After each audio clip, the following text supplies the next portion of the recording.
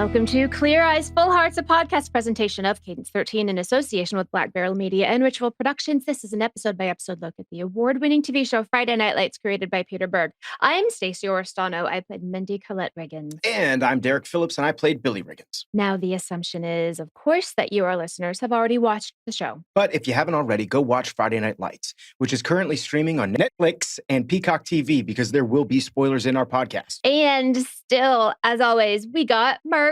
That's right, baby. So go check out our brand new website designed by Eleanor Carez, who is at Eleanor Carez on Instagram. Our website is www.cleareyesfullheartspod.com. Once again, that's cleareyesfullheartspod.com. And we're still answering your fan questions. Email us what you want to know at cleareyesfullheartspod@gmail.com.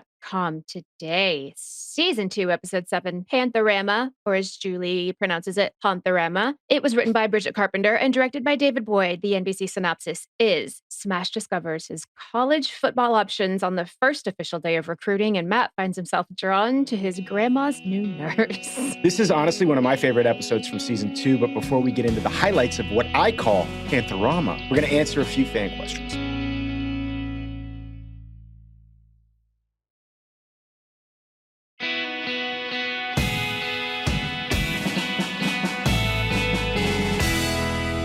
Our first two questions come from David Villardo, who wants to know, how come we never learned of Landry's father being in law enforcement, not until the murder incident? And also, did Buddy Garrity get the world's fastest divorce ever? Stacey, you want to take that? This isn't law. This isn't like contractual, but I think we just haven't learned of Landry's father being in law enforcement because Landry wasn't necessarily a fleshed out character in season 1. I don't know if the writers knew yet who his family was. And that's something, I mean, just in general on television and film that people kind of have to learn, is that sometimes stuff isn't completely and totally set in stone when you first start the project. I don't think George Lucas would have had Prince Leia and Luke kiss in the first episode of Star Wars, A New Hope, if he would have known that he was going to make them brother and sister in The Empire Strikes Back. So that's for you Star Wars nerds out there. But yeah, I mean, some of that stuff just isn't fleshed out beforehand. It's an organic process, and it's constantly changing, and it's constantly growing. I don't think the first time that the writers put Stacey and I together, they were like, hey, they're going to be married in season 3. Absolutely I don't not. think that was in their mind, but... No, we hated each other. Yeah, we were kind of like the antithesis. But yeah, it kind of worked out perfectly.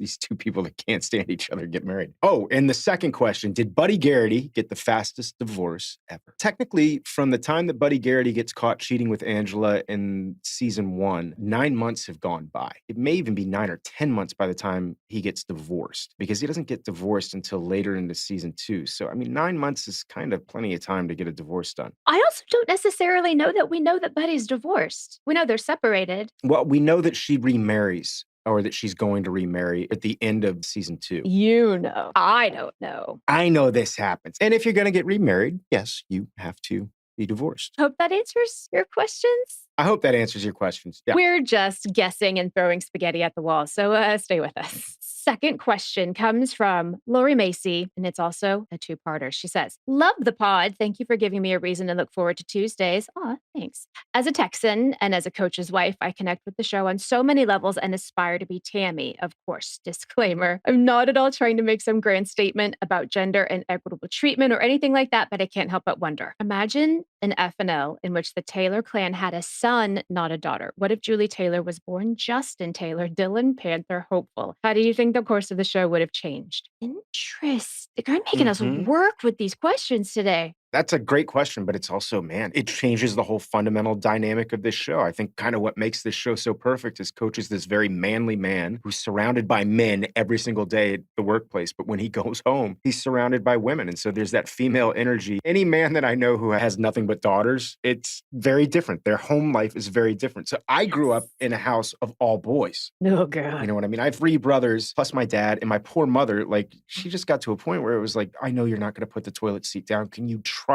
to just hit like the rim? Oh, God. Can you try to hit the rim? And I felt terrible for her as I've gotten older, especially. There's a lot of things I didn't learn too because I didn't have sisters. So I think it's probably ruined a lot of relationships. But yeah, I mean, it fundamentally changes you. I think that most guys I know that have sisters are a little bit more sensitive to women. They understand women a lot better than I think a guy like me who was raised with all boys does. I'm like this Neanderthal a lot of times when it comes to it. So yeah, I mean, that would have totally changed the whole fundamental dynamic of the show. Then also being a guy who played sports my whole entire life, I think it would be really interesting if he had a son because that's a whole different dynamic. I mean, the coach's kid was almost always like one of the better athletes on the team. Always. Yeah, because he's just surrounded by this guy who knows the sport backwards and forward. It's like being a teacher's kid. The teacher's kid almost always had to be the better kid. He had to be conduct-wise the kid who's not getting in trouble in school. What if the boy also decided he wanted to be a ballet dancer instead of a Ooh, football player? that's a totally different dynamic. Right, so many new shows. I don't know, but I do love what you're saying before. I love this coach, and I love this coach as a quote unquote father of daughters. Even in this episode, we see that he does with Smash, we'll talk about later, how he becomes a father figure to so many of these boys. And I think a lot of that is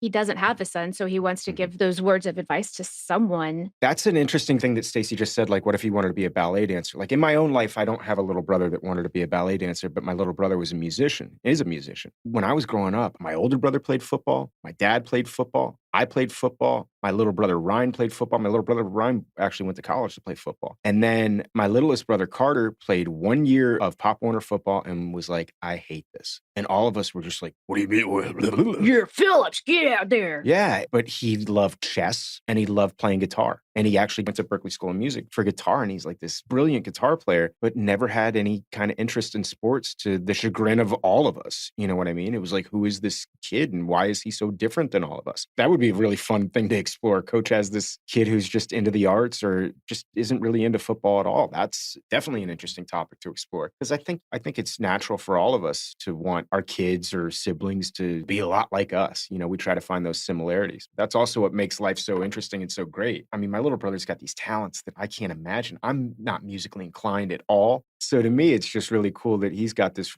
amazing skill set that no one else in my family has at all. Right, where did that come from? My mom's side of the family played instruments. My stepmom plays piano and her whole family plays some form of musical instruments. So yeah, I think that came from there. And I guess, yeah, my little brother Ryan plays drums. My older brother and I don't have any of that.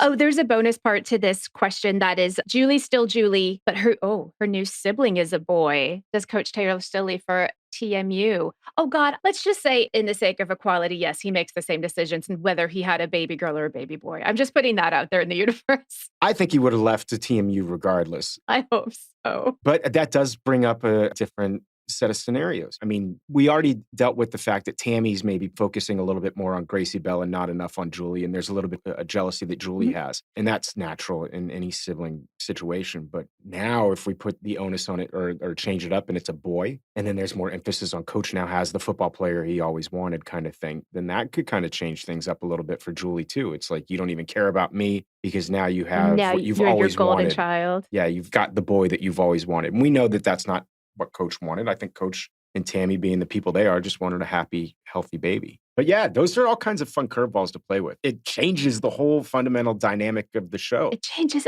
everything. And see, the conversation that Stacey and I were just having about this, I gotta imagine, guys, and I know from talking to other writers, this is the kind of stuff that happens in a writer's room. Mhm. They have these conversations. It's not just willy-nilly that they just went, oh yeah, Gracie Bell's a girl. There was a conversation that all these writers had, and they said, okay, they're having a baby. Is it a boy or is it a girl? And I guarantee you they had these same conversations that we're having Yeah. right now. And I think in their mind, it was just almost a poor coach. He's surrounded by women. He'll never get the football player that he wanted. To me, it's more interesting that this very manly guy is just Surrounded by women. yeah. All right. On to our next question. Our final question here comes from Lauren Taylor, who says, I'm thinking of taking a trip to Austin this summer. What are some of the Friday Night Lights places you recommend visiting? She said, I've seen the location of the characters' houses online. And this is in parentheses. And as someone who used to live in Tree Hill, I know to be extremely courteous when checking out private residences. She says, but I would love to know other fun locations that might not be on there as much that you recommend. I mean, obviously, Panther Lion Field is right across the street from the Austin Bergstrom Airport in Del Valle. I never really knew how to pronounce that. Is it still there? Yeah, it's there. Nan Bernstein, who's our line producer on the show, who listens to the podcast and will be on the show soon, sent me a picture the other day of a couple of the people that worked on the show. Joey Hudgens, do you remember Joey Hudgens, Stacey? And they had sent a picture to Nan of them outside the field house, which is faded. It just sits there though? It sits there and like that used to be that bright blue paint on the outside and it's faded to like a powder blue now. That And makes me sad. yeah, weeds have kind of taken over the field. It's sad, but it's there. You know, you can go see it. And a lot of people may not know this, but like Panther Field was that beautiful artificial turf and everything with the stadium and blah, blah, and it had stadium seating. And they built that. And the backside of Panther Field was actually where the Lion Field was. which was just an open, empty field that they went and mowed down and threw a couple bleachers up in front of. The back part of the stands for Panther Field was meant to look like the outside of the school for East Dillon. So, yeah, I mean, it was a shared space. The other half of the Panthers locker room, the field house, was technically the interior of East Dillon High. So if you walk through it, it'd be like blue, blue, blue, blue, blue, and then you open a door and it's like red, red, red, red, red. I learned so much from talking to you, Derek. Well, you knew this stuff. I wasn't at the high school ever, though. You know what I mean? Yeah. I mean, and this wasn't even at the high school. The high school is actually separate from where we shot the football stuff. Another place that we used to love going to that really isn't necessarily part of Friday Night Lights, I don't think it was ever in the show, was a Mexican restaurant called Guero's on South Congress. We were there probably twice a week, me and Annie and Taylor and Connie and Stacey and pretty much the whole entire Friday Night Lights cast. That's a staple. You have to go there. Stacey, you remember we did our two-stepping at the Broken Spoke. Derek and I took dance lessons with Taylor and Annie. We all take dance lessons at Broken Spoke before we shot there. We shot a couple of things there. We did. We shot where Tim gets beat up outside the bar. That was at the Broken Spoke. In season 3, when Mindy, Tim, Tyra, and I are all two-stepping together, that was also at the Broken Spoke. And that'd be a fun place to go. It's just got a lot of character. Very fun. It's a really cool bar. The Alamo Freeze, which was technically a Dairy Queen, is at 5900 Manor Road, but it's also been renovated since the show aired. So I don't know that it's going to look exactly like it did when we were shooting it, but you can at least go in there and be like, okay, cool. This is where the Alamo Freeze was. There's also Sam's Barbecue, which was used as a backdrop to a lot of scenes where Vince Howard's storyline took place. And it's an actual barbecue stand in the east side of Austin, and it's got amazing barbecue. And of course, if you're feeling a little feisty, you could always check out the landing strip. Or if you just want a fajita buffet. That's true. How were the fajitas at the landing strip, Stacey? I never had them because we had Crafty with us when we were shooting there. That's something that I always found really interesting about Texas gentlemen's clubs, because I don't think that this exists. I mean, maybe it does. What do I know? I haven't traveled the world of gentlemen's clubs. But yeah, we used to call it legs and eggs. Yeah. Because you'd go in there, you go look at some ladies, and then, have some breakfast tacos. I thought that was just a thing. I think it's a Texas thing. Oh. I don't think it's anywhere else. I mean, there are strip clubs in other parts of the country that have food, but it's not like I'm going to go in there and get some breakfast, get some legs and eggs on the way to work. Sure. We definitely didn't have that in Miami. I don't think they serve food in strip clubs. Thanks for coming to our strip club podcast. Maybe we should get into the rewatch. Are you done with the strip clubs? All right, moving on.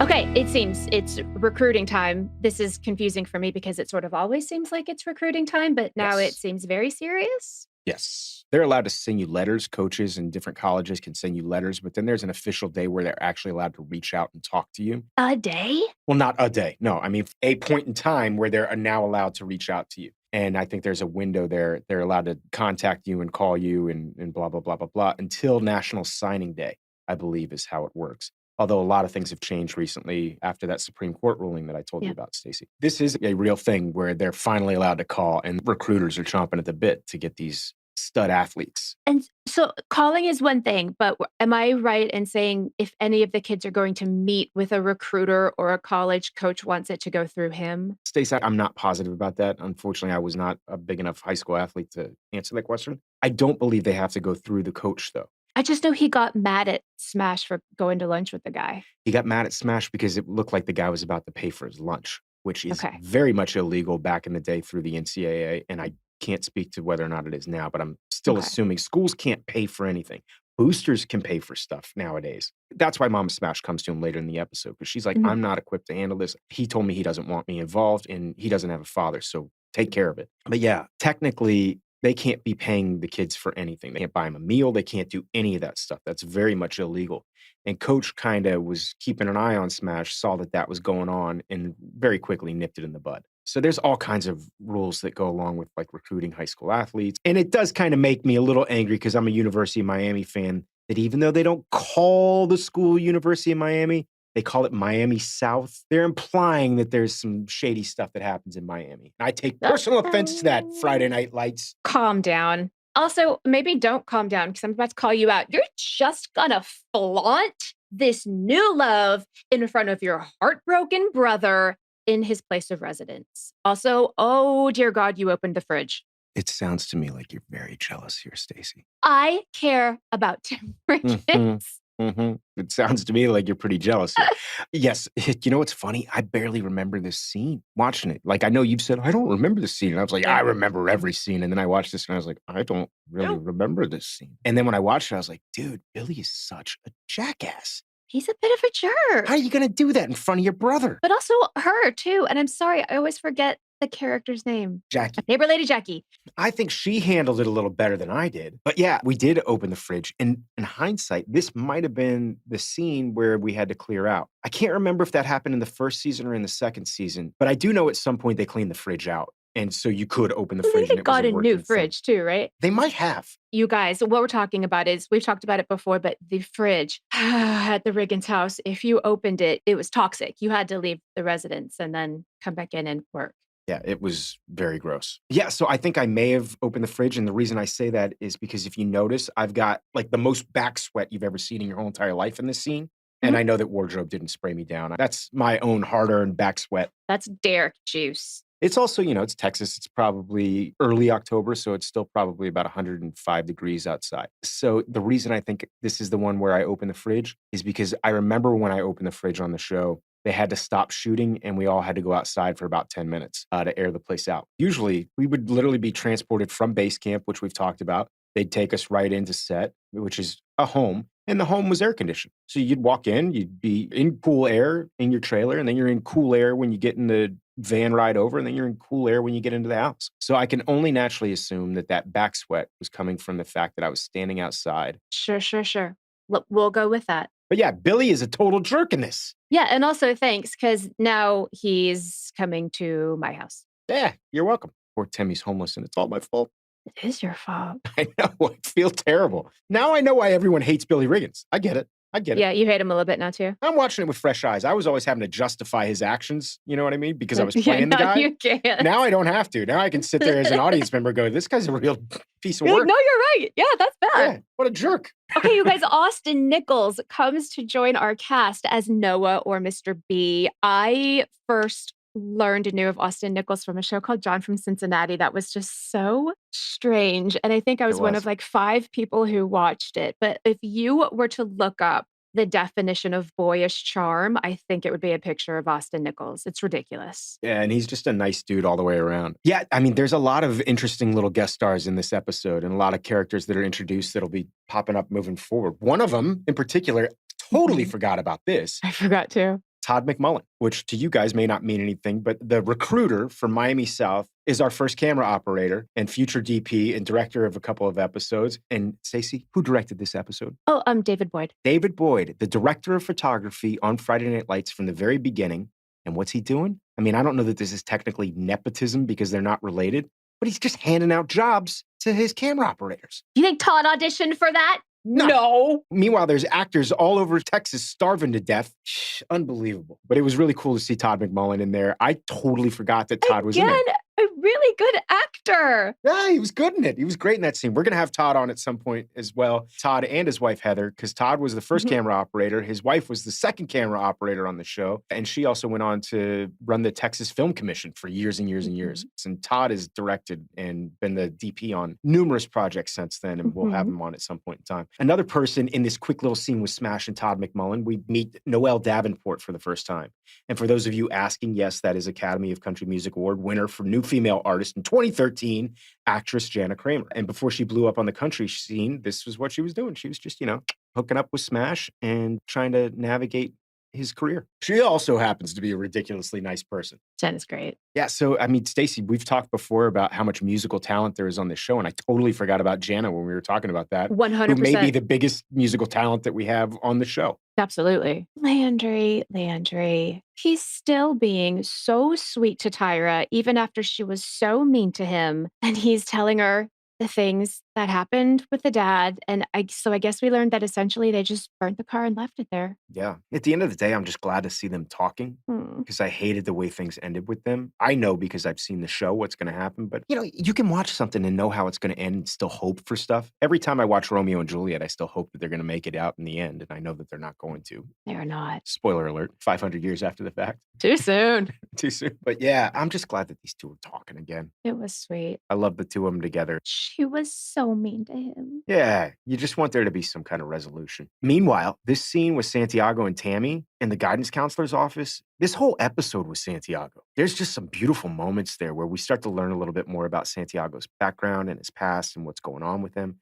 We find out that Santiago's parents were deported and that his uncle hasn't been home for like the last 10 or 11 months. And it's really just a beautifully acted scene by both Connie Britton and Benny Ciaramiello. Connie in particular does just such a wonderful job in scenes like this, showing that empathy. She just listens. When she's in one of those scenes with these kids and she's in tune and she's really making eye contact and listening to them, you just imagine it's like, man, I wish I had this guidance counselor when I was in high school. I wish I had a person like that to talk to when I was a kid. Also, just Tammy in and of herself is the one that always digs a little deeper into these kids' lives. Yeah. Like they just wanted to play football and she wants to find out, like, are you okay actually? Yeah. And then finds out the things about his life. I don't remember having a guidance counselor that was anything like that when I was in high school. Do No, you? ours just told us like how to apply for schools. Yeah, me too. And they were also terrible at that, at least when I went to school. I walked in and she goes, let me see real quick. Let me look at your grades.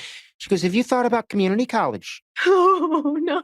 I'm like, not that that's an insult. Everybody should go wherever they want to, but I had good grades. Why are you going to tell me, like, why are you pushing community college on me? I had a 3.5 in high school. You guys can tell from listening to this podcast how smart I am. Uh-huh. You kidding me? That's what all of the emails that people send us say. Yeah, all the emails. It's like mostly not questions. It's mostly just comments on how smart I am. I'm kidding, guys. But yeah, I was insulted. How dare you? I worked really hard to get these grades. And well, actually, I was so smart I didn't have to work all that hard to get the grades. That's how smart I am. I'm kidding.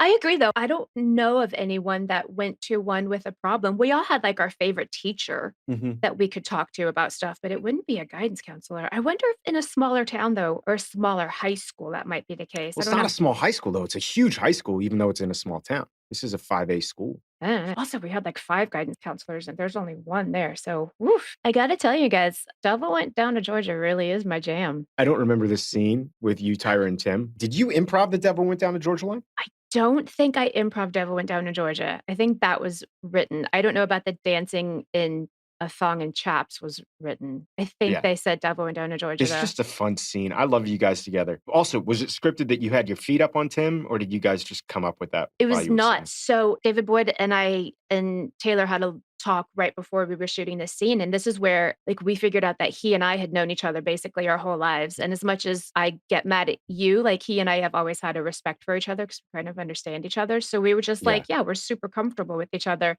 And at that minute, I just threw my feet up on his legs and David was like, yeah, like that. And also at the same point, it gave Tyra enough of an impetus to be like, nope. See, this is what's so fun about a show like this, too, is that you guys kind of got to decide that on the day. Like at the start of this scene, we don't know what their relationship is. I think this is the first time you ever have a scene with Tim, right? Yeah. That's what's so fun about a show like this. You go, okay, so we've probably known each other forever, right? And then you guys decided right then and there, you, David Boyd, and Taylor, that you guys get along. That played throughout the whole entire rest of the show. You always got along with Tim. Yeah, we understand each other even when other people don't. Yeah, there was a bond there that you guys had. And it was almost a motherly thing in some respects, you know?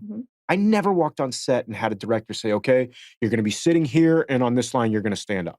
That never happened. It was always, where do you guys want to start? And I'd be like, I think I'm going to sit here. And I'd say to props, do we have a magazine? I think I want a magazine in this scene. I want to flip through a magazine or whatever. There was one episode that we did where like I'm eating chips and I'm like, can we get me a bowl of chips? I want it to look like kind of like The Godfather. You know what I mean? Where I'm like sitting here eating something because I'm talking to these minions. You know what I mean? Oh, boy. I'll point that moment out later because that happens in season 3. You had a couple of Brando moments on this show. Yeah, if you're going to steal from the best, right? I agree. Mine was more like it was an homage to The Godfather, but also, I didn't have a cat. The bowl of chips was basically my cat in the scene. When Brando's sitting there stroking the cat. Be a man! I wish you guys could see his face right now. You're getting the real backstory into Derek Phillips' process, guys.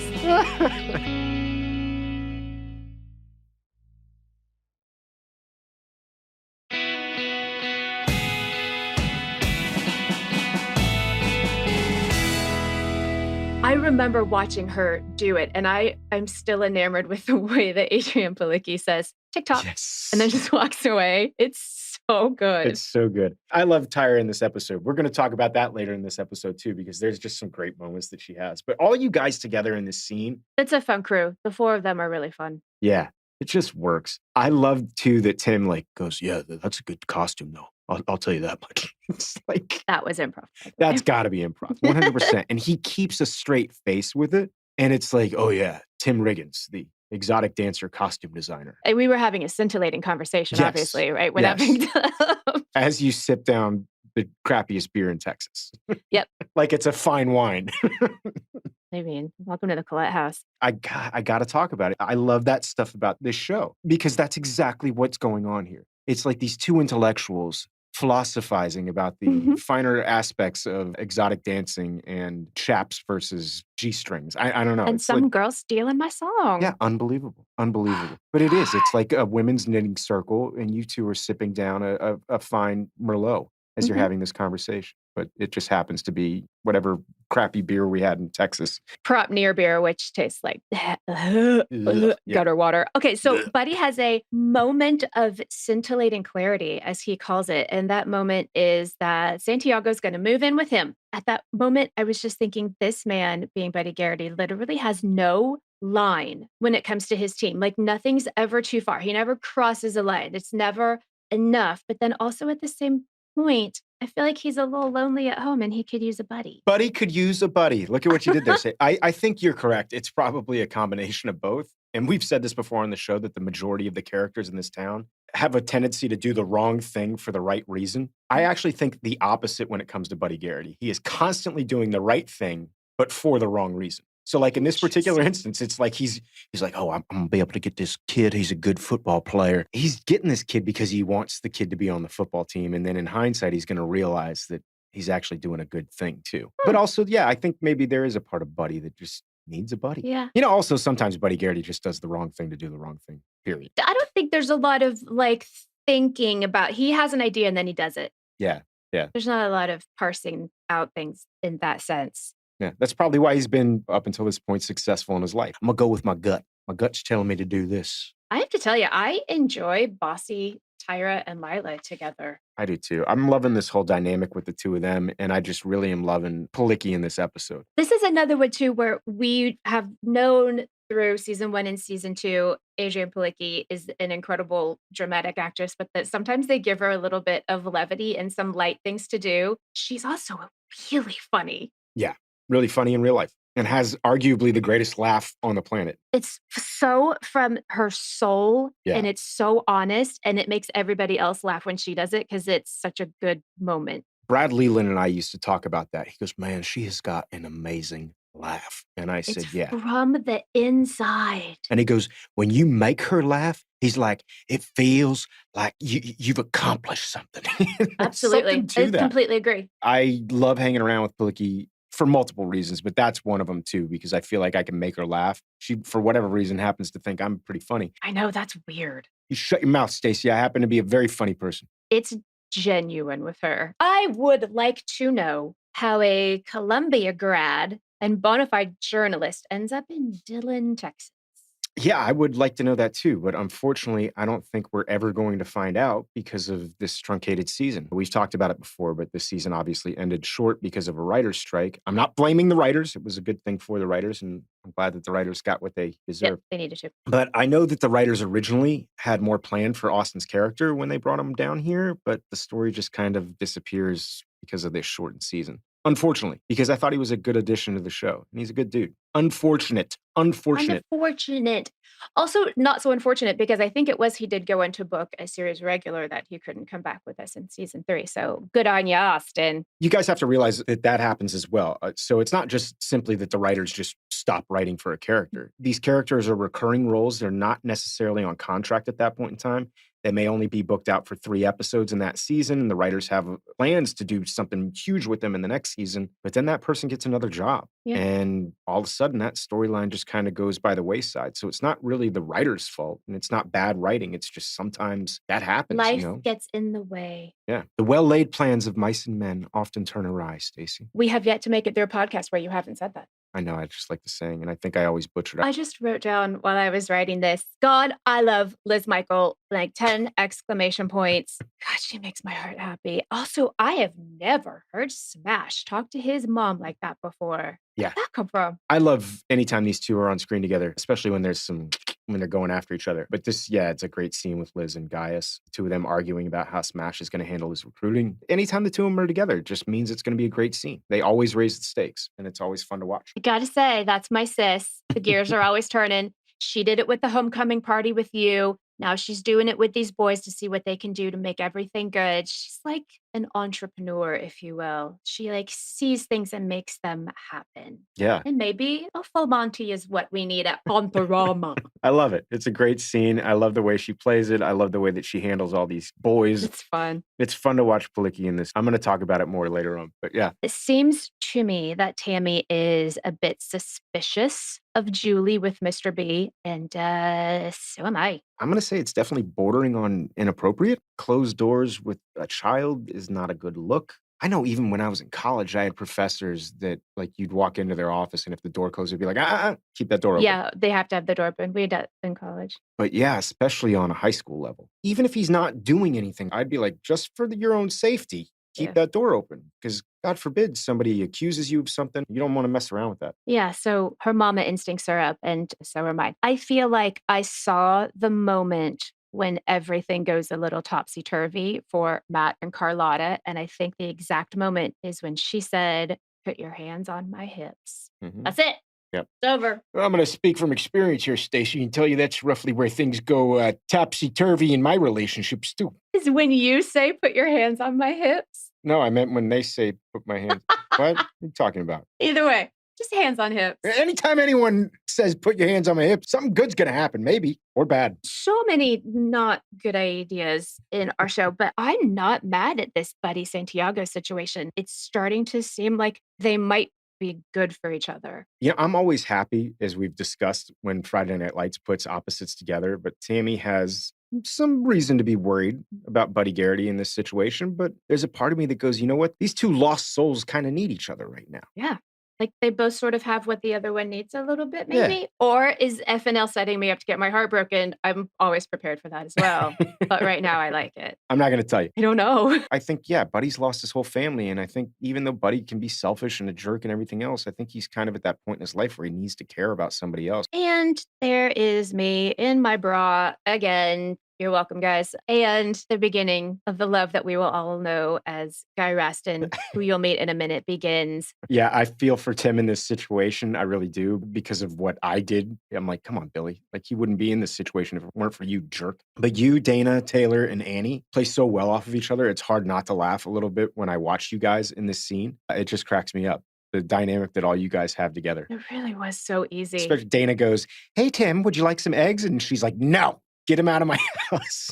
All of that just fit. It's amazing looking back at it. It really is good. It is. You guys just play so well off each other. I mean, I don't want to add myself to this mix, but I always loved when it was me, you, Dana, Taylor, Annie, and we got to have scenes together. We've talked about it before where it was like we just could not keep a straight face because all of us were just farting around the whole time. We were the troublemakers. Yeah, those were some of my favorite days on set when all of us were together. And Dana's so good. She plays that kind of ditzy, like aloof thing so well. And it's so funny because she's so intelligent in real life, almost as smart as me. She is almost as smart as you. I think she got a 3.4 in high school, Derek. Actually, she went to like an Ivy League school, if I'm not mistaken, didn't she? Yeah, she's way smarter than me.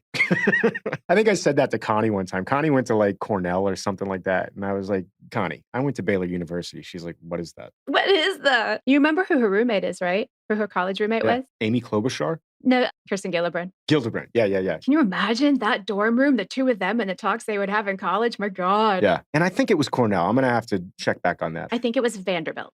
You might be right. Ooh, guys, who's smarter, me or Derek? You'll find out on the next episode. Oh, boy. I did want to talk real quick about this scene with Liz and Kyle where she says, I'm not asking you to be the boy's daddy. I'm just here to remind you he doesn't have one. When I heard that line, it was like, boom, right to the chest. What a great line. And once again, what a great scene with these two. Always. with these This two. is what I was talking about before with our guest question. This is one of those times when I think that line that hit you that way hit Coach the same way. And he's like, yeah, you're right. I am their coach and I'm hard on the field, but I also want to teach them how to be the men they want to grow up to be. And yeah, in that moment, we can see that that's who this guy is for these kids. God, Yeah. the weight of the world on that man's shoulders. Yeah. Such a good scene. So we've already talked a little bit about how much we're just enjoying Tyra in this episode. And I just have to say, I think the writers have really started to hit their stride with Tyra, Yeah. specifically in this episode. This is the Tyra character that I love. And this is what I love about Annie Palicki in these types of roles. She's tough, she's powerful, she's charming as hell. I mean, Annie just hits it out of the friggin' park. You Mhm. can see how she went on to have the career that she's had by playing these powerful female characters. And her scenes are just really fun to watch in this episode. I find myself giggling. I know I say this ad nauseum when I'm singing the praises of this show, but our writers did such a good job of saying, okay, I see who this actor is and I'm going to write accordingly. When you look at the arc that Tyra's character has had, and it's not that she's changed, she's still the same person that she fundamentally was in that first episode. But when you see the multiple layers of who she is, because in that first episode, She steel smashes hamburger and is all sexy, and that's about it. and then now you see this other side of her, this entrepreneurial spirit, this powerful chick who's got her head screwed on straight and is just in control. Yeah, she commands a room. And then you've got that charm that just innately comes from a person like Annie. And it's like lightning in a bottle. Love it. Gold. Golden. I love it. This Matt Carlotta kiss to me came out of absolutely nowhere. That was a lot, Yes. I remember going, wow, Matt Saracen is quite the ladies' man. right? Because he has that other girl. Yeah, he's juggling all kinds of gals right now. This scene that Kyle has with Smash to me is part of why this guy has the Emmy that he does. I don't just want this podcast to be us sitting here being like, oh, that actor's so great. That actor's so great. But you guys, Kyle Chandler in this scene is so good. As you said, that's the reason this guy won an Emmy. I'm telling you guys, I know I've said it before, but there's a skill set here because it all just looks so simple. That's the thing. It looks so easy. I mean, I respected Kyle for sure when we were working together, but being his age now and watching these scenes and going, you know, if you were going to get cast in something today, Derek, you could potentially be in a scene like this or playing a character like this. And you're age appropriate now for that. There's just a naturalness that he has and a stillness that he brings to it. Makes it look easy. It's like when you go see ballet and you're like, oh, yeah, I could do that. Making it look easy is the hardest part, I think, of Yeah. what we do. Everything he does is sincere. If it's a funny, flirty moment, or if he's angry, or like everything just comes from a place of sincerity. Like watching it is electric. Oh, and Stacey, by the way, we were both wrong. Connie Britton went to Dartmouth. Oh, well, we're both fired. Okay, shout out time. Joey! This last scene here with Tim, the guy who answers the door, the guy who we all know is Guy Raston now, the ferret guy, the meth guy. He Ferret. goes by a variety of different names on the show from people who know the character. This guy's name is Joey Oglesby. Joey Oglesby went to Baylor University with me. He was a sophomore when I was a junior, and Joey and I quickly became friends. And after I graduated from Baylor, I moved to New York. I was living in New York, and about a year later, I got a phone call from Joey, and he was like, hey, man, do you by chance have an extra room in your place? And so Joey went and moved in with me. Joey and I were roommates in New York for 2 years. He's one of my best friends on the planet. And then lived in the same building in LA too. Like, Yeah. together for a while. For a while. Joey had been on the show already once before. If you remember correctly, in the first season of the show, he plays a gas station attendant who I don't think is supposed to be Guy Raston at all. In my head, it is. We've watched the Yeah. fall of Guy Raston, and it's all the ferret's fault. Yeah, so this was just really cool for me because the guidance counselor, Steve Walters, was my current roommate. Mhm. And then Joey Oglesby gets on the show, who's one of my best friends on the planet and former roommate.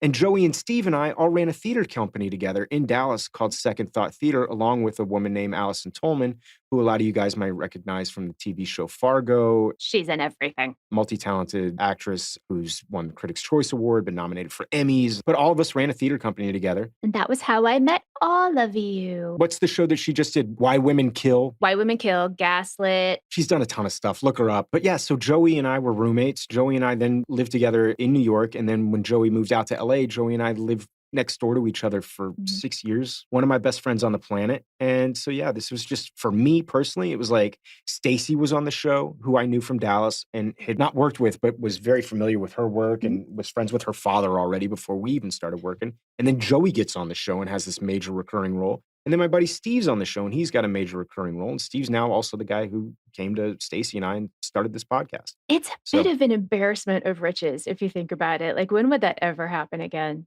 It No, was it was so magic. fun. It was so fun. I mean, just to think when we were in college together, we're gonna be on a network TV show together. It just never would have Together. entered my mind. It was fun for me because all you guys who I'd become friends with over the course of this year, Taylor and Annie and everybody else, like they welcomed all these guys in with open arms. And so all of us were friends and hung out all the time when all of us were living in LA. And now everyone's kind of gone from LA and I'm like the last man standing in LA. Goodbye. Yeah. I gotta tell you, Santiago saying, "This is the first real bed I ever had," got me in my heart. Yeah, it was a knife in the gut. I said before in this episode, I really love this Santiago storyline in this episode. I love Santiago's whole storyline throughout the show. It still upsets me. He's one of the few characters on this show, Waverly being another one, that the character's storyline just kind of ends very abruptly. And I was like, man, I want to see more of those characters. I agree. There's also something progressive about his storyline. Like, if I saw Yeah. this today on TV, it wouldn't be, but what was this, 14 years ago? It's a Yeah. progressive storyline to write. And talking about very topical stuff, not getting political necessarily, but talking about his parents being Uh-huh. deported. And it's like, this is very much happening. Friday Night Lights will bring up something that's happening in the news. It's a political thing. It's something that's very divisive politically, but they bring it up and they try to show both sides of the argument, not tell you what to think, not tell you what to believe, but just kind of present it. And I think that that's something we see through Santiago. Whew, it's a lot to take in. Yeah, as I said before, I'm just sad that we didn't get to see more of his storyline. It frustrates me because I know that there's a lot of things in the second season that people didn't love, but man, Santiago's storyline definitely isn't one of them to me. I loved his storyline. Anyway, guys, that I think is the end of our episode. That's it for season 2, episode 7. But join us next time for episode 8 with special guest Joey Oglesby. Who plays Tim's eccentric roommate, meth dealer, and ferret fella, Guy Raston. But until then, clear eyes. Full hearts. Can't lose.